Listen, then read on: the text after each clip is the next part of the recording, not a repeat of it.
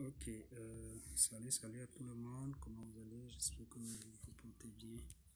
D'accord, c'est encore Mansini, Michael. Essayer de parler d'un autre thème, c'est-à-dire comment voir les caractéristiques de son téléphone, surtout voir si mon téléphone prend certains types d'applications. Ok, d'accord. Là, on va entrer dans les paramètres. Une fois dans le paramètre, là, on va taper système. Ça dépend des autres. Deux fois, on va trouver à propos du téléphone, tout ça. Avant, maintenant, vous tapez les informations logicielles. Mais là, ici, tu vas taper encore. Tu vas d'abord taper système et puis à propos du téléphone. D'accord. Maintenant, une fois dans à propos du téléphone, nous allons voir les différentes informations. Nous avons le centre de mise à jour du téléphone. Il y a certaines personnes qui ne font jamais la mise à jour de leur téléphone, de leurs appareils. Mais c'est quand même conseillé. Il faut faire la mise à jour. Sinon, vous risquez de perdre énormément de données. En fait, la capacité, votre téléphone n'aura pas une certaine capacité. Là, vous avez un réseau, c'est-à-dire les services. État, ça c'est l'email. Ici, l'état, peut-être on peut prendre l'email par exemple. L'email, c'est en fait une suite de chiffres qui permet d'identifier de manière unique votre téléphone. Ok, unique, je dis bien. C'est une suite de chiffres qui permet d'identifier de manière unique votre téléphone. Parce que si un téléphone sort déjà, le téléphone a une seule identité et c'est sur l'email. Même si on change, l'email de la fabrication reste toujours l'email de la fabrication. Ok. Hop. On va sortir. Ce qui va nous intéresser, c'est les informations logicielles. Ce n'est pas les informations matérielles, mais plutôt les informations logicielles.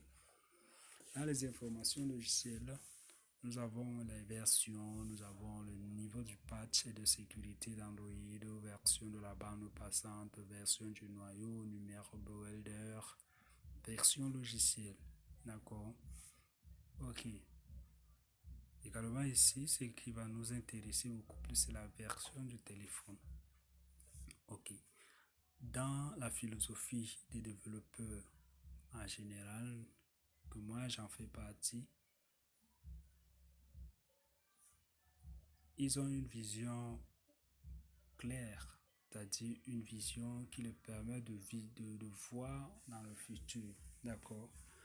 Quand vous vous rappelez de vos anciens téléphones, ça n'avait pas les versions 10, ni les versions 9, ni les versions 5.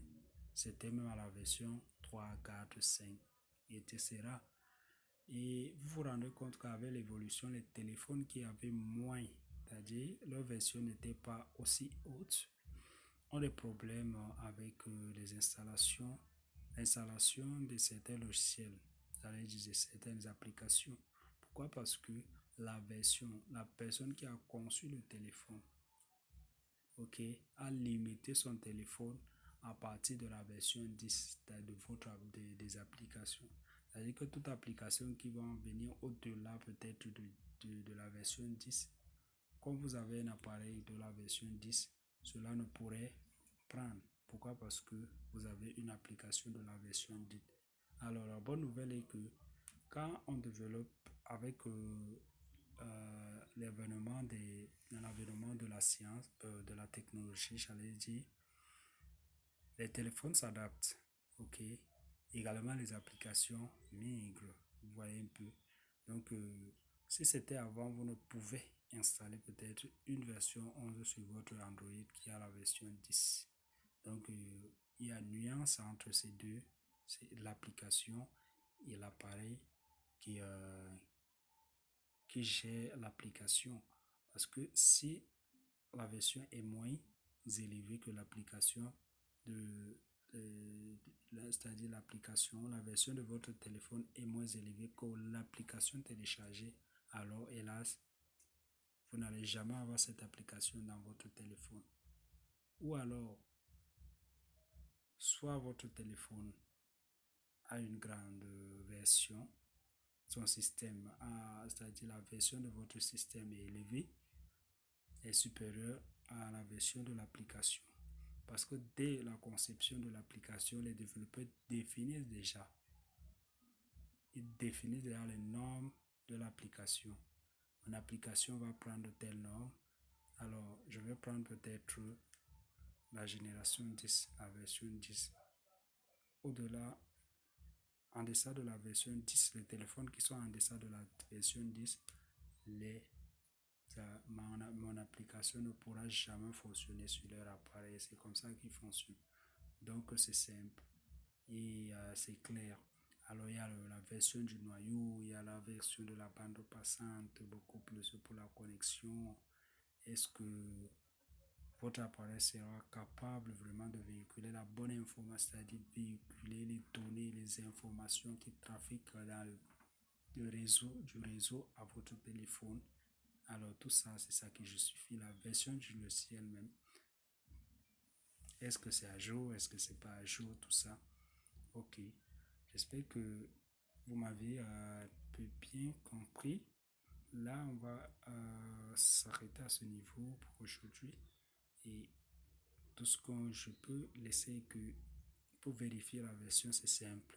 Vous allez partir dans un système à propos du téléphone. À propos du téléphone, maintenant, vous vérifiez les informations logicielles.